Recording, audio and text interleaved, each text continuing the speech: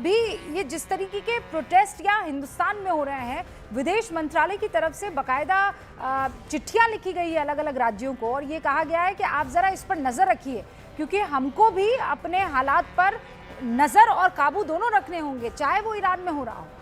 हाँ बिल्कुल, देखिए ये रूबी का ये चिट्ठी जो है ये गृह मंत्रालय की तरफ से लिखी गई है सभी राज्यों को, जिसमें कहा गया है, और केंद्र शासित प्रदेशों को, जिसमें कहा गया है कि जो ईरान के समर्थन में जो प्रोटेस्ट हो रहे हैं, जो हमने कल भी देखा था कि कश्मीर में, कारगिल में इस तरह के प्रोटेस्ट देखने को मिल रहे हैं, तो ऐसे में सभी राज्यों से कहा गया है कि ऐसे प्रदर्शनों में कानून व्यवस्था पर खास नज़र बनाए रखी जा सके। क्योंकि कल हमने जिस तरह से देखा कि पाकिस्तान में, कराची में, इस्लामाबाद में, लाहौर में जिस तरह की हिंसा हुई है, उस तरह की हिंसा कहीं और ना हो, उसको ध्यान में रखते हुए प्रदर्शन पर कोई रोक टोक नहीं है, लेकिन ये ज़रूर है कि ऐसे प्रदर्शनों में कानून व्यवस्था पर नज़र बनाए रखी जानी चाहिए, क्योंकि कुछ सेंटिमेंट्स भारत में भी हैं जो कि ईरान के समर्थन में है। तो ऐसे में गृह मंत्रालय की तरफ से सभी राज्यों को और सभी केंद्र शासित प्रदेशों को कहा गया है कि ऐसे प्रदर्शनों के दौरान खास तौर से ध्यान रखा जाए कि वहाँ पर कानून व्यवस्था बनी रहे।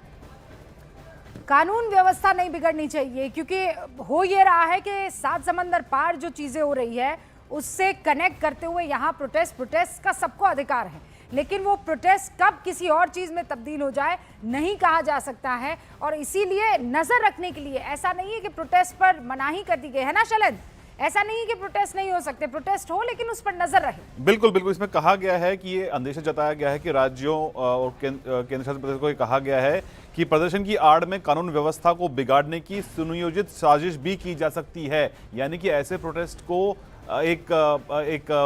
साजिश के तहत इसको डाइवर्ट भी किया जा सकता है। तो ऐसे में इंश्योर किया जाए कि जो भी प्रोटेस्ट हो उसमें कोई रोक टोक नहीं है, लेकिन उसकी किसी एवज में प्रोटेस्ट जो है वो हिंसा का रूप ना ले ले। इसलिए केंद्रीय गृह मंत्रालय की तरफ से एक यहाँ पर हम तैयारी कर रहे हैं, और मेरे ख्याल से हिंदुस्तान इस वक्त इकलौता वो मुल्क है जो एकदम सुकून में है, किसी तरह का कोई खौफ नहीं है, और यहाँ चाहे वो माइनॉरिटी हो कि मेजॉरिटी हो कि किसी भी धर्म को मानने वाले लोग हों, आप देखिए सारे मुस्लिम मुल्क इस वक्त वहाँ खतरे के बादल मंडरा रहे हैं, लेकिन हिंदुस्तान का जो इस वक्त मुसलमान है वो ना सिर्फ बिल्कुल